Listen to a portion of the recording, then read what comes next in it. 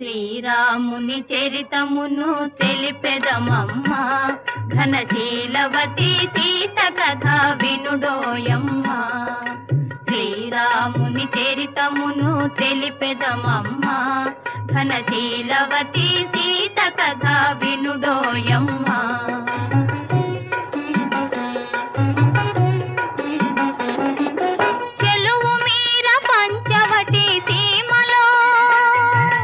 కొలువు చేయ సౌమిత్రి ప్రేమతో, తన కొలువు తీరి రాఘవుడు భామతో.